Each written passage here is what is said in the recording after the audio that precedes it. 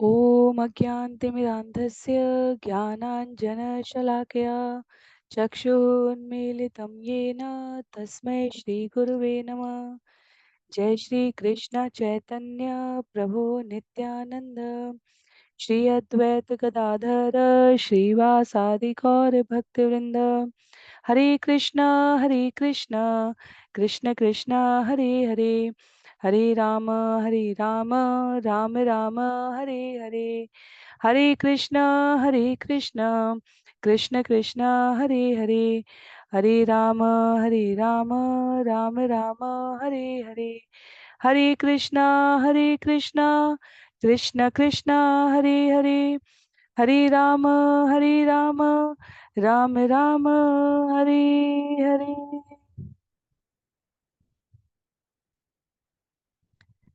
हरे कृष्णा। सभी भक्तों को सादर प्रणाम। चैतन्य चरितामृत सत्र 48 में सभी का स्वागत है। हम सभी यहाँ पर कृष्णदास कविराज गोस्वामी द्वारा लिखित चैतन्य चरितामृत, जो श्रील भक्ति वेदांत स्वामी प्रभुपाद द्वारा तात्पर्य सहित विवेचित है, उसका श्रवण और पठन करने का प्रयास कर रहे हैं। चैतन्य चरितामृत के 3 भाग आदि लीला, मध्य लीला और अंत लीला है। हम सभी आदि लीला के अंतिम अध्याय अध्याय 17 भाग 2 यहाँ श्रवण कर रहे हैं, जहाँ चैतन्य महाप्रभु की युवावस्था की लीलाओं का उल्लेख है। तो कृष्णदास कविराज गोस्वामी ने कहा है, मैं शीघ्रता से उन बिंदुओं को, उन घटनाओं को, उन तथ्यों को स्पर्श करने का प्रयास करूंगा जो चैतन्य भागवत में वृंदावन दास ठाकुर द्वारा या तो संक्षिप्त में कही गई है या नहीं कही गई है, या यदि विशद रूप से कही गई है और कथा अत्यधिक रोचक है तो मैं उसको स्पर्श करते हुए उसका संदर्भ बता दूंगा कि चैतन्य भागवत में ये यहाँ उल्लेखित है।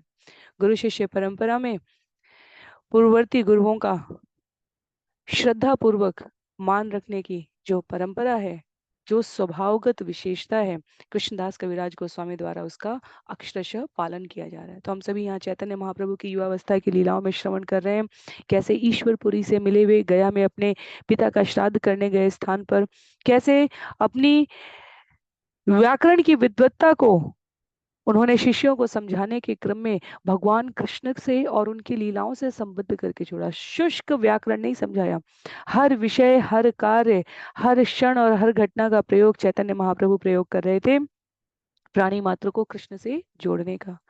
और उसी क्रम में कथा आती है कि श्रीवास ठाकुर के यहाँ करीब 1 साल तक प्रति रात्रि घंटों चलने वाले संकीर्तन कार्यक्रम में चैतन्य महाप्रभु के अंतरंग भक्त, अंतरंग शिष्य उपस्थित रहते थे। तो एक गोपाल चापाल नामक व्यक्ति ने श्रीवास ठाकुर का अपमान करने की इच्छा से, उनकी सामाजिक प्रतिष्ठा को धूमिल करने की दृष्टि से उनको तंत्र विद्या की आराधना कर रहे हैं, इस प्रकार की विज्ञप्ति घोषित करने के उद्देश्य से उनके बंद दरवाजे की सीढ़ियों पर नाना प्रकार की तांत्रिक पूजा करने की सामग्रियां वहां उपस्थित करा दी और लगातार 3 दिन ऐसा करते रहे। श्रीवास ठाकुर और समाज के अन्य प्रतिष्ठित व्यक्ति इससे अप्रभावित रहे, पर अपने कर्मों के दोष के परिणाम स्वरूप गोपाल जापाल को कुष्ठ रोग हो गया। वह गांव से के बाहर, गांव से दूर एक वृक्ष के नीचे अपने घाव से युक्त शरीर के साथ थे और चैतन्य महाप्रभु वहां से जा रहे हैं और चैतन्य महाप्रभु को कहते हैं, रिश्ते में, क्योंकि कुनिया ग्राम में ये घटना बताई जा रही है, रिश्ते में हम आप आप हमारे भांजे लगेंगे, कृपया आप इस जगत का उद्धार कर रहे हैं, हमारा भी उद्धार करें। पर चैतन्य महाप्रभु जो स्वयं पूर्ण पुरुषोत्तम भगवान के भक्तावतार हैं, जो उनका विशिष्ट स्वरूप है, उसमें कहते हैं, आपने अपराध श्रीवास ठाकुर के प्रति किया है, आपको क्षमा भी उन्हीं से मांगनी पड़ेगी। इस प्रकार से गोपाल चापाल के इस अनुरोध का तत्कालीन समय पे हमें ऐसा लगा कि चैतन्य महाप्रभु ने प्रार्थना अस्वीकार कर दी, पर आचार्य बताते हैं कि जब सन्यास लेकर चैतन्य महाप्रभु लौटे थे तब उन्होंने गोपाल चापाल का कल्याण किया था, उद्धार किया था। तथापि स्मरण करने योग्य बिंदु यहाँ पर यह है, श्रील प्रभुपाद जिसे तात्पर्य में व्यक्त करते हैं कि गोपाल चापाल को ये स्पष्ट कराने के लिए और उसके माध्यम से सामान्य जनमानस को कि पदार्थ और आत्मा अलग अलग है। किसी के प्रति भक्त के प्रति विशेष रूप से किया गया अपराध केवल शरीर के प्रति अपराध नहीं होता, केवल सामाजिक स्थिति के प्रति अपराध नहीं होता, अपितु भक्त की अंतरात्मा के प्रति अपराध होता है। ऐसी ही एक और अन्य घटना में युवावस्था की इस लीला के क्रम में जो हमने श्रवण किया है करीब प्रथम 60 छंदों में इस अध्याय में, उसमें उल्लेख आता है शची माता और अद्वैत आचार्य का। जब चैतन्य महाप्रभु लौटते हैं गया में दर्शन करने के पश्चात, अद्वैत आचार्य माता शची को सूचित करते हैं भगवान की मन स्थिति का, किस प्रकार भगवान के भीतर जगत के लिए वैराग्य उत्पन्न हो गया। माता शची को लगता है ये अद्वैत आचार्य द्वारा प्रेरित है। चैतन्य महाप्रभु को इसकी जानकारी मिलती है और वो समझते हैं कि माता शची ने ये उचित नहीं किया, ये उन्होंने अद्वैत आचार्य के चरणों में अपराध किया है, उनको अद्वैत आचार्य से भी क्षमा मांगनी पड़ेगी।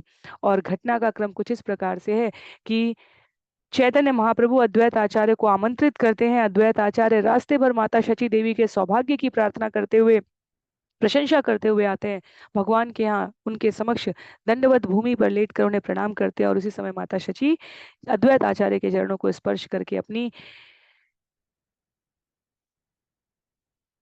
गलती के लिए क्षमा मांग लेती है। चैतन्य महाप्रभु ये आचरण देखकर अत्यधिक प्रसन्न होते हैं। तो कहने का आशय यहाँ पर है कि चैतन्य महाप्रभु स्पष्ट करते हैं अपने कार्य में, अपने व्यवहार में और अपने शब्दों में कि वैष्णव अपराध अत्यधिक गंभीर है। वैष्णव अपराध हमें कभी भी सामान्य नहीं समझना चाहिए। भगवान अपने प्रति किए गए अपराध को क्षमा कर देते हैं, पर वैष्णव अपराध को भगवान भी नहीं क्षमा करते। इसलिए भगवान के भक्तों के प्रति किए गए अपराधों के प्रति हमें अत्यधिक सतर्क रहना चाहिए। तो आज के अध्याय में हम सभी श्रवण करने का प्रयास करेंगे छंद संख्या 59 से, जहाँ गोपाल चापाल की कथा समाप्त हो रही थी इस अध्याय में। तबे विप्र लैला आसी श्रीवास शरण, ताहार कृपाय हैला पाप विमोचन। तब वह ब्राह्मण गोपाल चापाल श्रीवास ठाकुर के पास गया और उसने उनके चरण कमलों की शरण ली, और श्रीवास ठाकुर की कृपा से वह सारे पापों के फल से मुक्त हो गया। कब गया था? जब वह लौट कर आए, चैतन्य महाप्रभु से क्षमा मांग रहा होता है। यहाँ उल्लेख आता है कि श्रीवास पंडितेर स्थाने आछे अपराध, तथा याहते हो यदि करे न प्रसाद। तबे तोर हबे ए पाप विमोचन, यदि पुनः ऐसे नहीं कर आचरण। कहते हैं यहाँ पर महाप्रभु ने कहा तुमने श्रीवास ठाकुर के चरण कमलों पर अपराध किया है, अतएव सबसे पहले तुम वहां जाओ और उनसे कृपा की याचना करो। तब यदि वे तुम्हें आशीर्वाद देते हैं और तुम फिर से ऐसे पाप नहीं करते, तो तुम इन पाप फलों से मुक्त कर दिए जाओगे। और तब गोपाल चापाल जाकर शरण लेते हैं और उन्हें कृपा प्राप्त होती है। दूसरे एक कथा का क्रम है यहाँ पर, जहाँ उल्लिखित है आर एक विप्र आयल, कीर्तन देखी ते, द्वारे कपाट ना पाइल, भीतर आई ते। एक दूसरा ब्राह्मण कीर्तन देखने आया, किंतु दरवाजा बंद था, अतः वह भीतर नहीं जा पाया। तो न जा पाने के क्रम में उसने क्या किया? फेरी गेला विप्र घरे, मने दुख पाइया, आर दिन प्रभु के कहे गंगा ये लायक पाइया। वह दुखी मन से घर लौट आया, किंतु दूसरे दिन गंगा के तट पर वह महाप्रभु से मिला तो उनसे बोला, क्या कहा? शापी बत तो मारे मुई पाचाई, मनो दुख पैता शिंडी या शापे प्रचंड दुर्मुख। वो ब्राह्मण कटु भाषी था और दूसरों को शाप देने में पटु था। उसने अपना जनेऊ तोड़ डाला और घोषित किया, अब मैं तुम्हें श्राप दूंगा, क्योंकि तुम्हारे व्यवहार से मुझे घोर कष्ट हुआ है। क्या कष्ट हुआ है? संसार सुख तुम्हार हऊ कवि नाश, शाप सुनी प्रभु चित्ते हई उल्लास। उस ब्राह्मण ने महाप्रभु को श्राप दिया, तुम सारे भौतिक सुखों से वंचित हो जाओगे। जब महाप्रभु ने इसे सुना तो उन्हें मन ही मन अत्यधिक हर्ष हुआ। घटना का संदर्भ और प्रसंग देखा जाए तो कुछ नहीं, जो कुछ भी है सब भगवत इच्छा से यहाँ घटित हो रहा है। एक वर्ष तक जब श्रीवास ठाकुर के यहाँ कीर्तन इसलिए बंद द्वार में किया जा रहा है ताकि कीर्तन में विघ्न ना आए, ताकि कर्मकांडी परिवेश में किए जा रहे इस प्रकार के वैष्णव व्यवहार से अन्य लोग इसे हंसी का पात्र ना बना दे इस घटना को। पर ये ब्राह्मण प्रवेश न कर पाया और क्या कहता है चैतन्य महाप्रभु को, तुम्हारी वजह से मुझे कष्ट हुआ है, इसलिए तुम सभी प्रकार के भौतिक सुखों से, सांसारिक सुखों से हीन हो जाओगे। प्रभुर शाप वार्ता ये यीशु ने श्रद्धावान, ब्रह्म शाप है ते तार है परित्राण। जो कोई भी श्रद्धावान व्यक्ति उस ब्राह्मण द्वारा महाप्रभु के शाप देने की बात को सुनता है, वह समस्त ब्रह्म शापों से छूट जाता है। बहुत विचित्र विषय है। भगवान की लीला सिर्फ भगवान ही समझ सकते हैं। भगवान के प्रति अपराध हुआ है तो भगवान यहाँ पर प्रसन्न हो रहे हैं, और शास्त्र घोषणा कर रहे हैं कि यदि कोई भगवान को दिए गए श्राप को सुनेगा तो वो अपने ब्रह्म श्रापों से दूर हो जाता है। देखा जाए तो पूर्ण पुरुषोत्तम भगवान श्राप की परिधि से बाहर है। भगवान पर कोई शाप या वरदान लागू नहीं होता। यमराज भगवान के अधिकार क्षेत्र में कार्य करते हैं। ये दूसरी घटना है इस अध्याय की जिसका उल्लेख चैतन्य भागवत में नहीं मिलता है, श्रील प्रभुपाद लिखते हैं। पर भगवान जब इस प्रकार की लीला करते हैं जिसमें उन्हें श्राप मिल रहा हो, तब वह अपनी किसी योजना को पूरा करने के लिए ऐसे पात्रों को स्थान देने के निमित्त होता है। चार कुमार सनत सनंदन सनातन सनत कुमार प्रवेश कर रहे हैं वैकुंठ में। 6 द्वारों से उन्हें प्रवेश मिल जाता है। 7वें पर जय विजय खड़े हैं और कहते हैं कि आपको दर्शन करना है तो हमारा ही दर्शन कर लें। भगवान उनके मध्य संवाद होने देते हैं और उस क्षण तक होने देते हैं जहां तक उनकी इच्छा है। तदुपरांत उपस्थित होते हैं। दोनों में से किसी पर क्रोधित नहीं होते, न जय विजय पर न सनत कुमारों पर, और कहते हैं ये मेरी इच्छा थी। आगे चैतन्य महाप्रभु सभी प्रकार के भौतिक सांसारिक संबंधों से विरक्त होने वाले हैं तो ब्राह्मण निमित्त बनकर आते हैं और उनकी इस योजना में सहायक होते हैं। भगवान राम और माता सीता ने मंथरा और कैकेयी को एक शब्द नहीं कहा। मुकुंद दत्तेरे कैल दंड पर साध, खंडिल ताहार चित्ते सब अवसाद। श्री चैतन्य महाप्रभु ने मुकुंद दत्त को प्रसाद रूप में दंड दिया और इस तरह उसके सारे मानसिक अवसाद को दूर कर दिया। ये भी एक अन्य घटना है। इससे पूर्व भगवान श्राप कैसे स्वीकार करते हैं, महाभारत की घटना। 100 पुत्र मारे जा चुके हैं।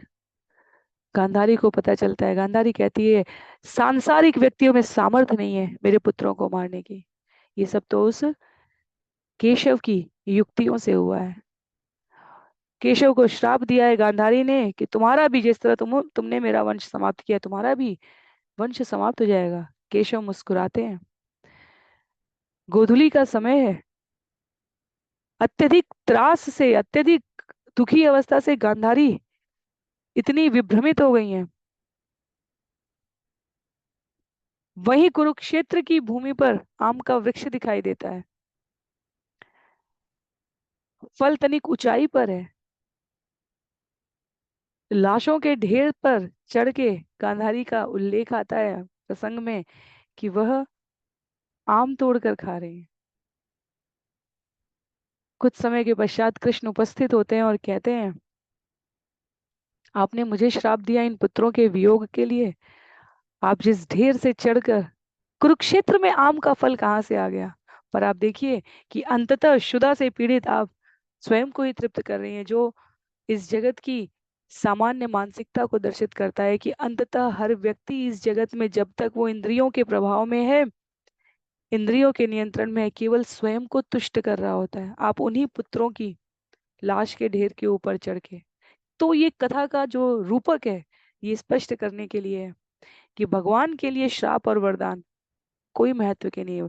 भक्तों का प्रेम भगवान को रिझा सकता है, उनको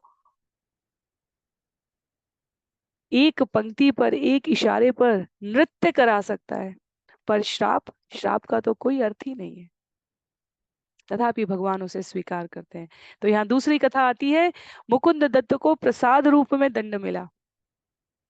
कथा बताते हैं शिला प्रभुपाद तात्पर्य में, एक बार मुकुंद दत्त को श्री चैतन्य महाप्रभु के निकट आने से मना कर दिया गया था। कारण क्या था? क्योंकि वह मायावादियों के, निर्विशेषवादियों के, मैं भी भगवान हूँ तुम भी भगवान हो, उनके संपर्क में रहते हैं। जब महाप्रभु ने अपना महाप्रकाश स्वरूप प्रकट किया है, आगे हमें श्रवण करने को मिलेगा, तब सारे भक्तों को एक एक करके बुलाया गया था और उन्हें आशीर्वाद मिला था। पर मुकुंद दत्त दरवाजे पर ही खड़े रहे। भक्तों ने महाप्रभु को बताया मुकुंद दत्त बाहर प्रतीक्षा कर रहे हैं। पर महाप्रभु ने उत्तर दिया, मैं मुकुंद दत्त से शीघ्र प्रसन्न होने वाला नहीं, क्योंकि वह भक्तों के बीच भक्ति की बात करते हैं, पर मायावाद दर्शन से भरा योग वाशिष्ठ रामायण सुनने मायावादियों के पास जाते हैं। तो मुकुंद महाप्रभु को इस तरह कहते हुए सुनकर प्रसन्न थे, अत्यंत प्रसन्न थे। जब महाप्रभु समझ गए कि मुकुंद दत्त मायावादियों की संगति सदा को छोड़ने के लिए तैयार हैं, तो वे तुरंत उन्हें बुला भी लेते हैं। भगवान के कुछ एक ऐसे शिष्य हुए, एक पार्षद हुए हैं, जिनमें रोष की जो भावना है वो केवल भगवान और उनके मध्य समझी जा सकती है। जैसे अद्वैत आचार्य और चैतन्य महाप्रभु के मध्य की जो रोष की कथा है वो भी आगे आएगी।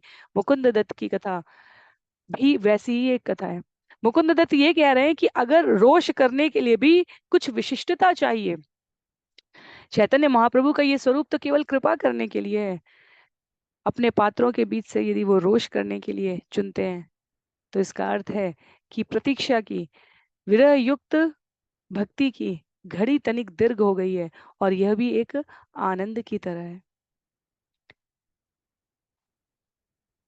युवावस्था की अन्य लीलाओं में आगे बढ़ते हुए, आचार्य गोसाई रे प्रभु करे गुरु भक्ति, ताहा ते आचार्य बड़ हय दुख मति। श्री चैतन्य महाप्रभु अद्वैत आचार्य को अपने गुरु के रूप में सम्मान देते थे, किंतु अद्वैत आचार्य उनके ऐसे व्यवहार से अत्यधिक दुखी थे।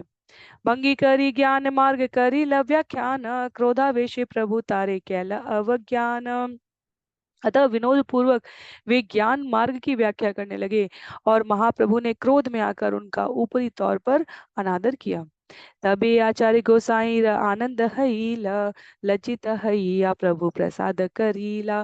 तब अद्वैत आचार्य अत्यधिक हर्षित हुए।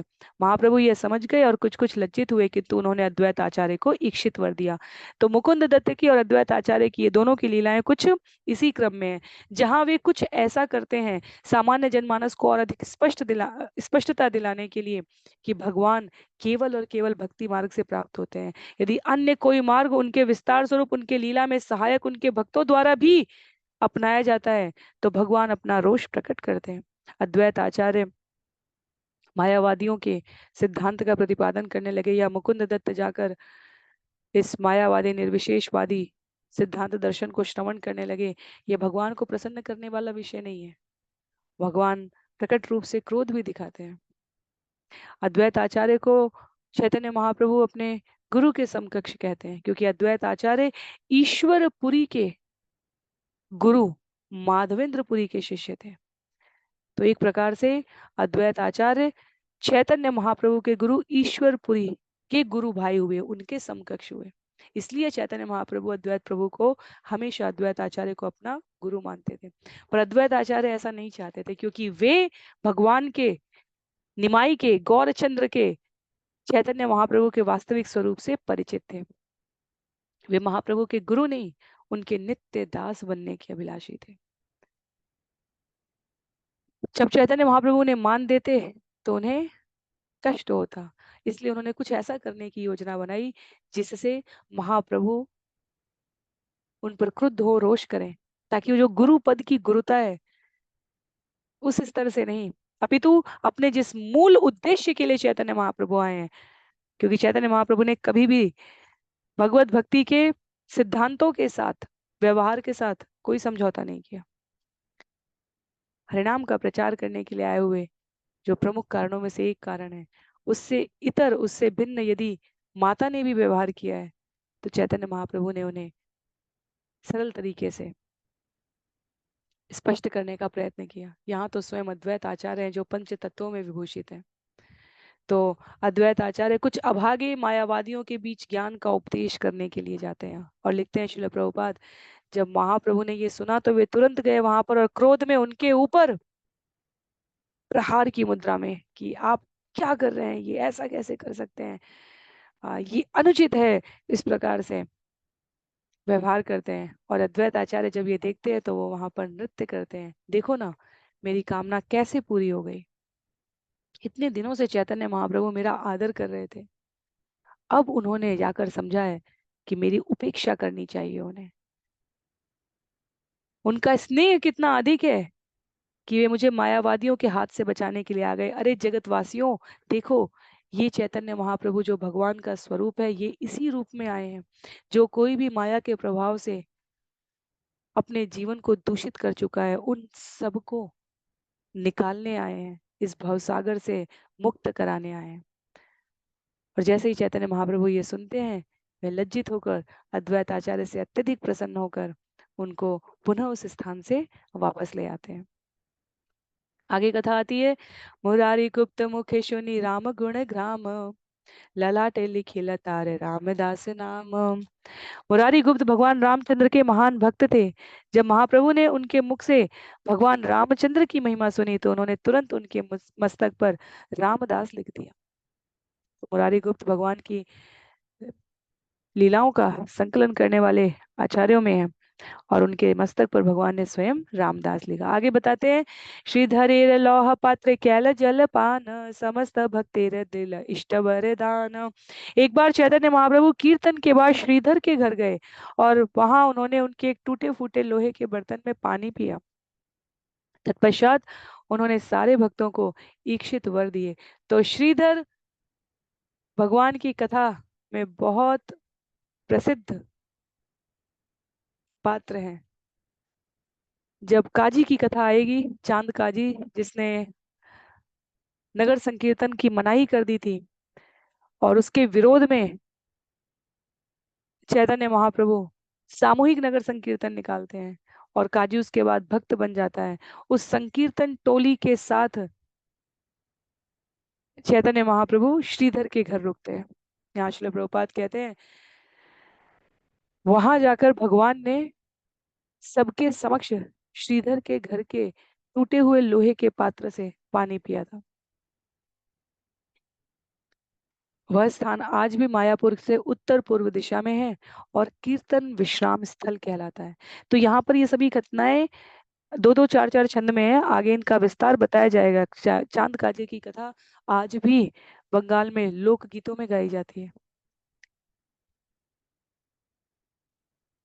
किसी भी जाति के परे, धर्म के परे वो स्थान आज भी हरिनाम संकीर्तन नगर विश्राम स्थली श्रीधर के घर से थोड़ी दूरी पर उपस्थित है और पूजा जाता है। हरिदास ठाकुर रे करिल प्रसाद, आचार्य स्थाने माता खंडाइल अपराध। इस घटना के बाद महाप्रभु ने हरिदास ठाकुर को आशीर्वाद दिया और अद्वैत आचार्य के घर पर अपनी माता के अपराध का खंडन किया। तो ये कथा हमने पहले श्रवण की।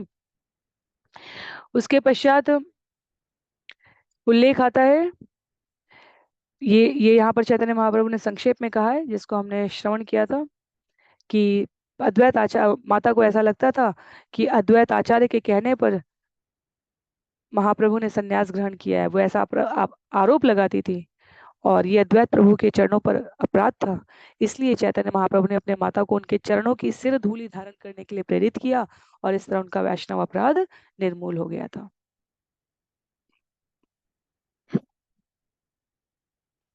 भक्त गणे प्रभु नाम महिमा कहिला, सुनिया पाडुया ताहा अर्थवाद कैला।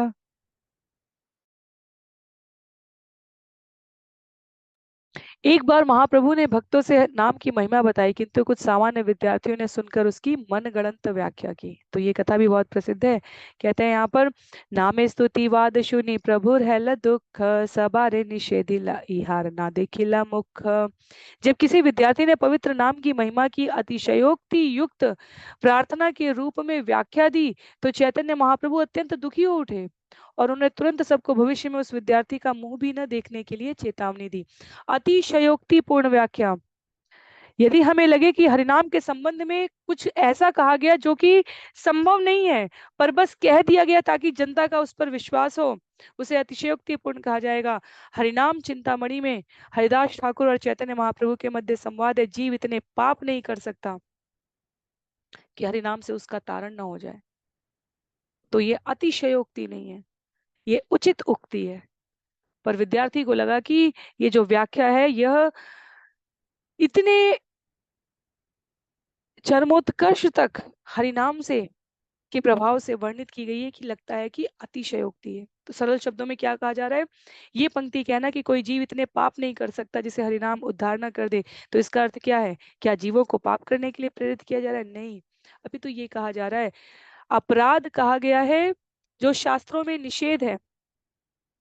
आचार्य कहते हैं अनजाने में किए गए अपराध को क्षमा कर दिया जाता है, जानबूझकर किया गया अपराध पुनरावृत्ति नहीं होनी चाहिए। जानबूझकर किए गए अपराध की पुनरावृत्ति नहीं होनी चाहिए। यदि जानकर किया गया अपराध है तो फिर उसमें क्षमा जैसी कोई बात नहीं है। और इस अर्थ में कहा गया है कि जीव उतने पाप नहीं कर सकता जितना हरिनाम उसे मुक्त ना कर दे। तो इस घटना में जहां चैतन्य महाप्रभु अपने विद्यार्थियों को महामंत्र की दिव्य शक्ति की महिमा बता रहे थे, वहां एक विद्यार्थी को ऐसा लगा कि शास्त्रों में ये महिमा अतिशयोक्ति के रूप में इसलिए कही गई है ताकि लोग इसे स्वीकार करने के लिए प्रेरित हो जाएं। और इस तरह उस विद्यार्थी ने नाम की महिमा का अर्थ लगाया। इसे अर्थवाद का आरोप कहते हैं। इसे हमें यथारूप में स्वीकार करना है। नाम सभी प्रकार के अमंगलों का नाश करने वाला है।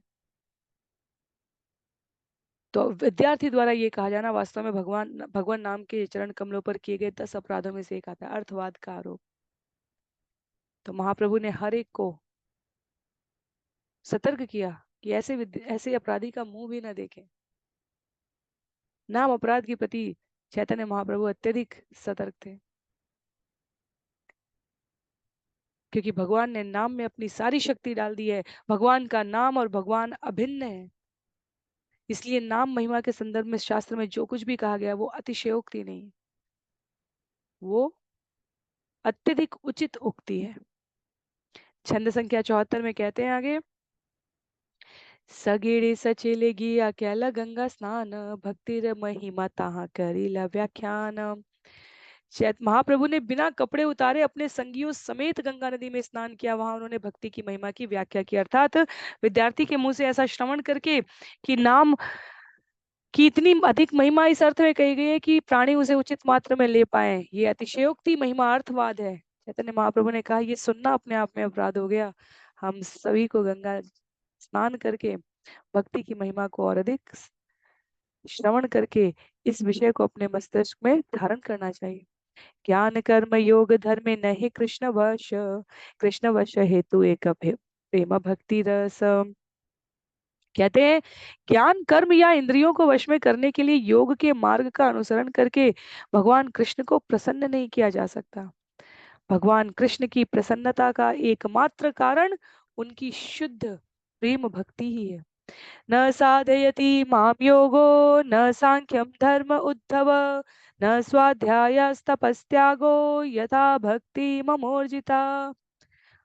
स्कंद 11 का विषय है, जहाँ पूर्ण पुरुषोत्तम भगवान श्री कृष्ण ने कहा, हे उद्धव, न तो अष्टांग योग द्वारा, न ही निर्विशेष अद्वैतवाद द्वारा, न परम सत्य विषयक वैश्लेषिक विश्लेषण अध्ययन सांख्य द्वारा, न वेदों के अध्ययन द्वारा, न तपस्या, न दान, न संन्यास मुझे उतना प्रसन्न करता है जितना कि मेरे अनन्य भक्तों द्वारा विकसित की गई भक्ति करके मुझे प्रसन्न किया जा सकता है।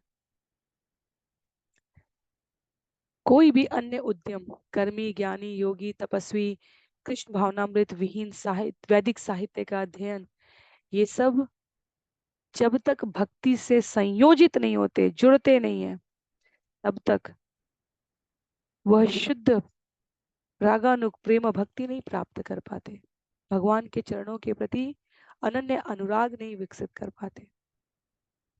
कर्म और ज्ञान भगवत गीता में मध्य के 6 अध्यायों में जाकर जुड़ जाते हैं, तब भक्ति पुष्पित पल्लवित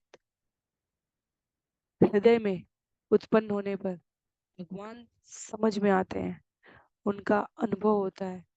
वो अपनी क्रिया और व्यवहार के द्वारा जीव उनसे अपने आप को संबद्ध कर पाता है। जब अध्याय 18, जिसे उपसंहार के रूप में भी कहा जाता है भगवत गीता में, भगवान लगभग लगभग सभी शिक्षाओं को संकलित कर रहे हैं पुनः, तब वहाँ 18.55 में यहाँ लिखते हैं श्रील प्रभुपाद, भक्त्या माम अभिजानाति यावंश्च मामि तत्वतः। परमेश्वर को उनके यथार्थ रूप में केवल भक्ति द्वारा समझा जा सकता है। इसलिए भगवान कहते हैं जिसने भक्ति कर ली, वह मेरे बारे में सब कुछ जान सकता है। भगवान के बारे में सब कुछ जानना संभव नहीं है, पर जो भगवान की भक्ति में संलग्न होते हैं, भक्ति का अर्थ हम अन्य स्थानों पर भी श्रवण कर चुके हैं। मनसा वाचा कर्मणा, अपनी समस्त इंद्रियों को, अपनी समस्त वृत्तियों को, अपने समस्त कार्यों को भगवान को केंद्र में रखकर करना, ये भक्ति है। जहाँ जीव अपने लिए कुछ नहीं चाहे, जो कुछ भी हो वो भगवत प्रसाद के रूप में प्राप्त हो, जहाँ भाव भगवान की प्रसन्नता की पूर्णता तक पहुंच जाए, वो भक्ति है। श्रीमद् भागवतम स्कंद 1 अध्याय 2 श्लोक संख्या 11 को उद्धृत करते हुए श्रील प्रभुपाद यहाँ तात्पर्य में स्पष्ट करते हैं, ब्रह्मेति परमात्मेति भगवान इति शब्दते। जब तक ब्रह्म तथा परमात्मा के मूल उद्गम पूर्ण पुरुषोत्तम भगवान को न समझ जाए, तब तक मनुष्य परम सत्य के विषय में अंधकार में ही रहता है। मुरारी के कहे तुम्हें कृष्ण वश कैला, सुनिया मुरारी श्लोक कही तेला गीला। जब चैतन्य महाप्रभु ने मुरारी गुप्त की प्रशंसा यह करते हुए कि तुमने भगवान कृष्ण को प्रसन्न कर लिया है, यह सुनकर मुरारी गुप्त ने श्रीमद् भागवतम का एक श्लोक सुनाया। क्या कहा? क्वाहम दरिद्र पापीयान क्व कृष्ण श्रीनिकेतन, ब्रह्म बंधुति स्माहम बाहोभ्याम परिरंभित। क्योंकि मैं गरीब पापी ब्रह्म बंधु मात्र हूँ, अर्थात ब्राह्मण कुल में उत्पन्न होकर भी ब्राह्मण योग्यता से रहित हूँ, और आप हे भगवान कृष्ण लक्ष्मी देवी के आश्रय हैं। इसलिए मेरे लिए ये आश्चर्यजनक ही है कि आपने अपनी भुजाओं से मेरा आलिंगन किया है। स्कंद 10 अध्याय 81 श्लोक संख्या 16 का यह विषय है, जहाँ सुदामा भगवान के समक्ष अपने भावों को निवेदित करते हैं। सुदामा कहते हैं, भगवान मेरे पास तो ऐसा कोई साधन नहीं है जिससे मैं आपको संतुष्ट कर सकूं। इस जगत में जीव के पास वास्तव में ऐसा है भी क्या जो वो कह सके कि ये मेरा है और मैं आपको देता हूँ। केवल भगवान से उद्भूत जीवों को प्राप्त ये शरीर में कुछ समय मात्र मिला है। वो समय यदि जीव भगवान को देने के लिए तत्पर है, भगवान उसमें प्रसन्न है। सुदामा कहते हैं, भगवान मैं आपको और क्या दे सकता हूँ। तो मुरारी गुप्त भी उन्हीं भावों को व्यक्त करते हुए कहते हैं कि मैं कौन हूँ।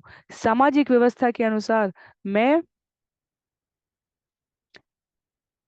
उच्च कुल में उत्पन्न हुआ नहीं हूँ, तथापि आपने मुझे स्वीकार किया है, यह आपकी महानता है, मेरी इसमें कोई श्रेष्ठता नहीं है।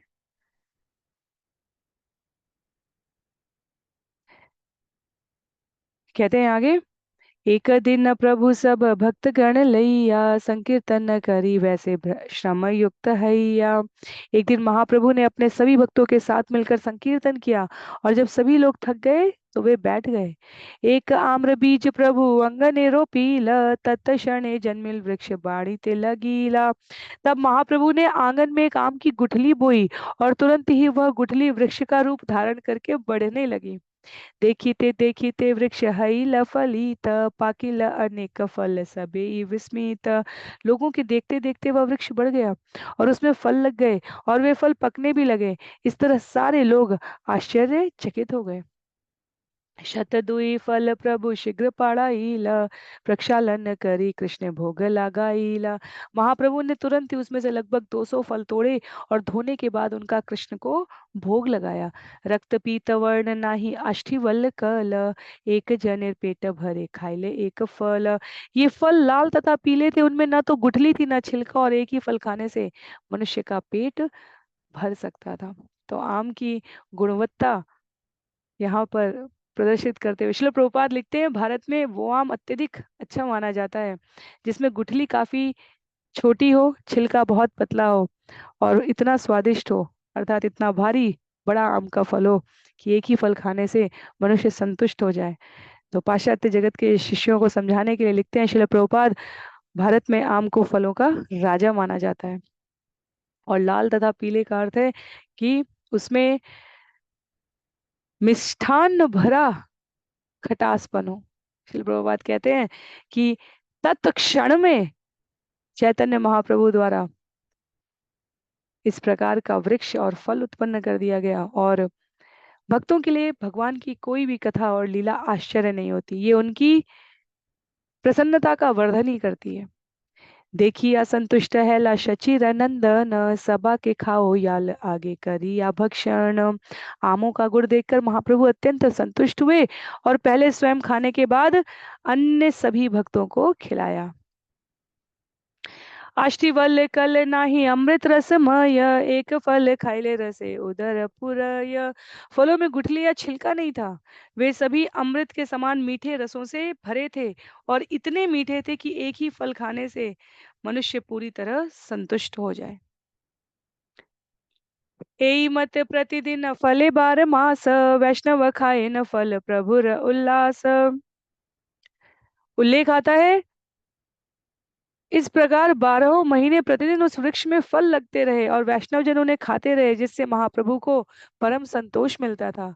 यही सब लीला करे शचि नंदन, अन्य लोक नाही जाने बिना भक्तगण। ये है शचि पुत्र की गुह्य लीलाएं, भक्तों के अतिरिक्त इस घटना को अन्य कोई नहीं जानता। और भक्तों को भगवान की इन घटनाओं पर आश्चर्य नहीं होता। सामान्य जगत इसीलिए वर्तमान कलयुग में भी वैष्णव परंपरा में अनेक ऐसे आचार्य हैं जिनके पास रिद्धियों और सिद्धियों की प्रचुरता है। भक्ति में वर्धन के लिए यदि प्रयोग करना हो तो वो इन सिद्धियों का प्रयोग करेंगे।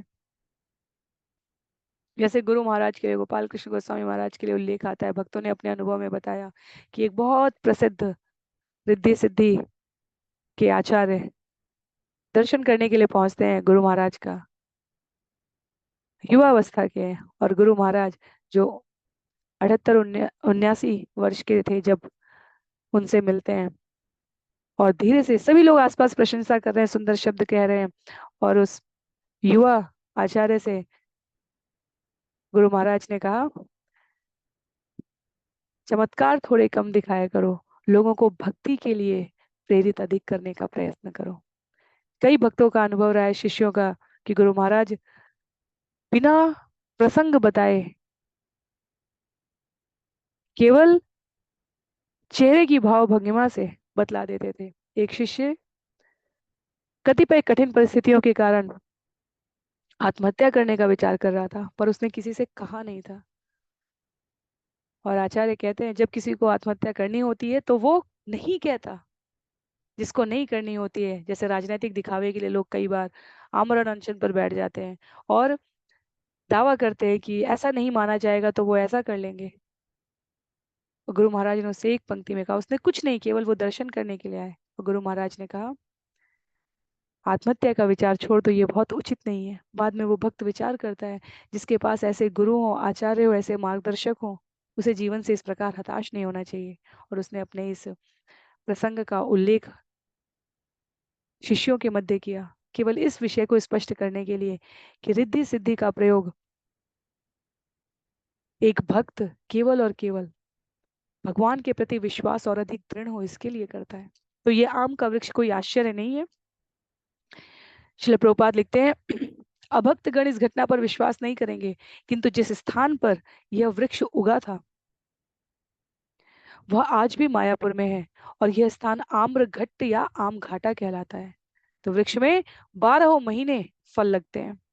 एई मत 12 मास कीर्तन अवसाने, आम्र महोत्सव प्रभु करे दिने दीने। इस प्रकार महाप्रभु प्रतिदिन संकीर्तन करते और 12 मास संकीर्तन के बाद प्रतिदिन आम खाने का उत्सव मनाया जाता था।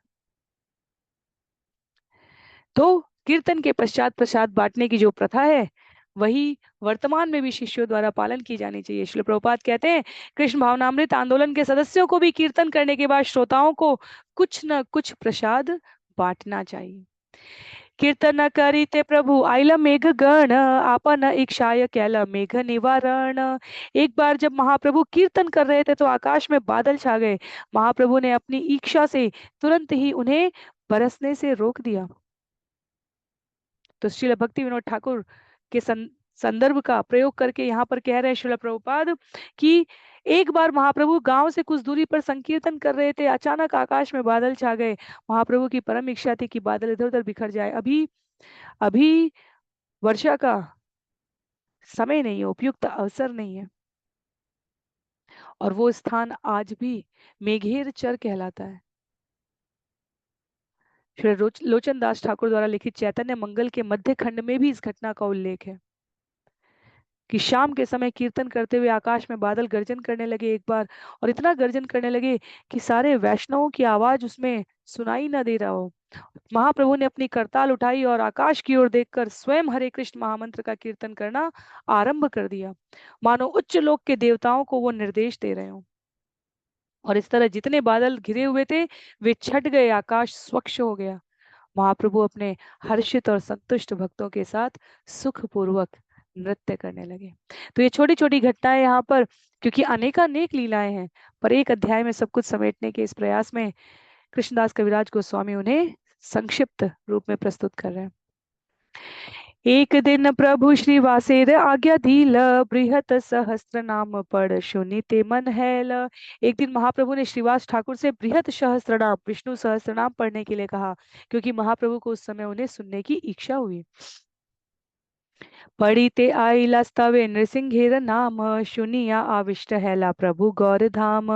जब वे विष्णु सहस्त्र नाम पढ़ रहे थे तो भगवान नृसिंह का पवित्र नाम आया। नृसिंह नाम सुनते ही महाप्रभु भाव में पूरी तरह निमग्न हो गए। चैतन्य मंगल के मध्य खंड में इसका उल्लेख आता है।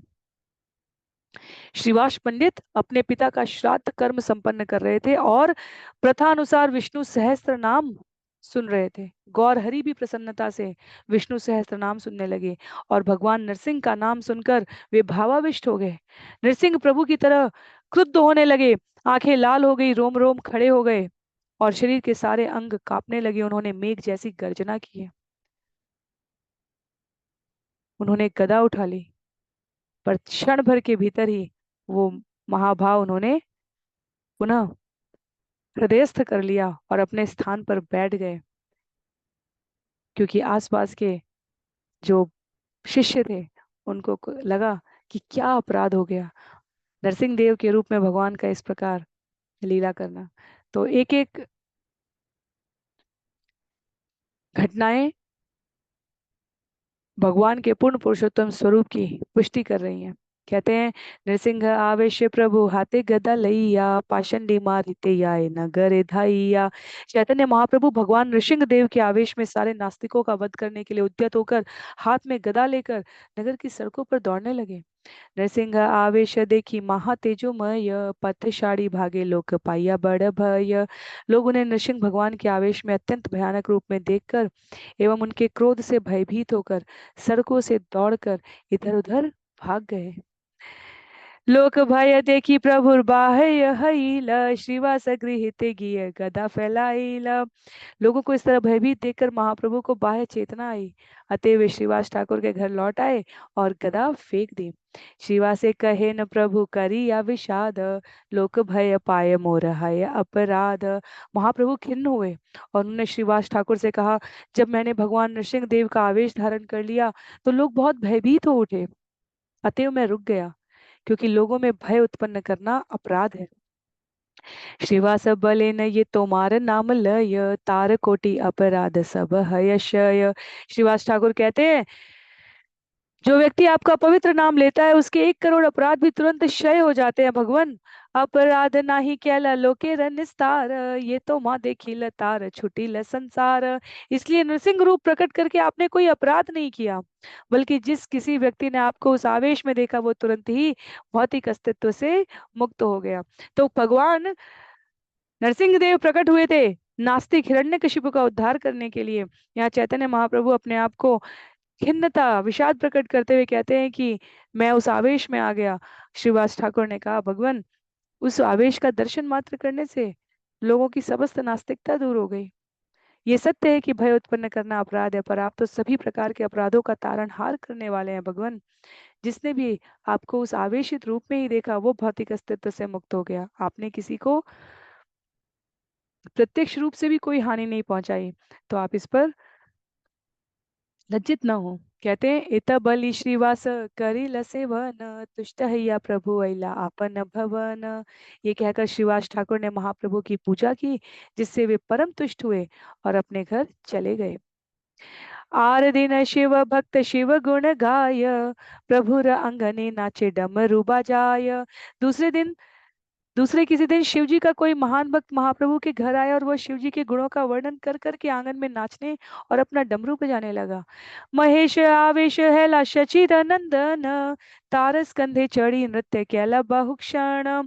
तब चैतन्य महाप्रभु शिव जी के भावावेश में उस व्यक्ति के कंधे पर चढ़ गए और इस तरह लंबे समय तक दोनों साथ साथ नृत्य करते रहे। इसलिए चैतन्य चरितामृत की कथा विशेष रूप से उनके लिए कही गई है जिन्होंने श्रीमद् भगवत गीता में भगवान के वचनों को सुनकर श्रीमद् भागवतम में उनकी और उनके भक्तों के मध्य की कृत्यों का आस्वादन किया है। तब चैतन्य चरितामृत वास्तव में भगवान के हृदय का प्रवेश द्वार है। भगवान के भक्त के रूप में भगवान के हृदय में उनके मस्तिष्क में क्या चल रहा है उसको देखने का ये प्रवेश द्वार है। नाम मात्र से चैतन्य महाप्रभु जो भक्त वेश में है इतने अधिक मुग्ध हो जाते थे। नृसिंह देव के नाम पर वह नृसिंह भावावेश में है। महादेव के नाम से वो डमरू बजाते हुए बिल्कुल उन्हीं की मुद्रा में वही भावावेश धारण कर लेते हैं। अचिंत्य भेदा भेद तत्व दर्शन जो ब्रह्म संहिता में वर्णित है भगवान और महादेव के स्वरूप को बताने के लिए, जिसमें दूध और दही का अंतर है,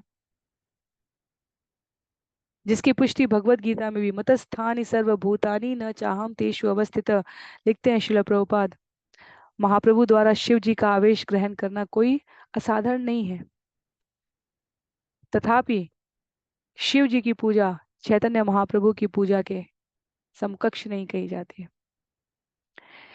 यह सीढ़ी और एलिवेटर का अंतर कहा जाता है।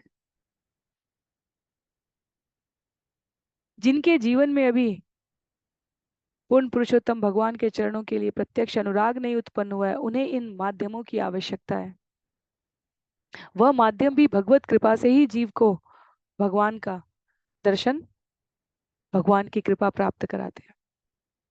आगे बताते हैं युवावस्था की लीला के एक वर्णन में, आर दिन एक भिक्षुक आई ला मागी ते, प्रभु र नृत्य देखी नृत्य लागी ला करी ते।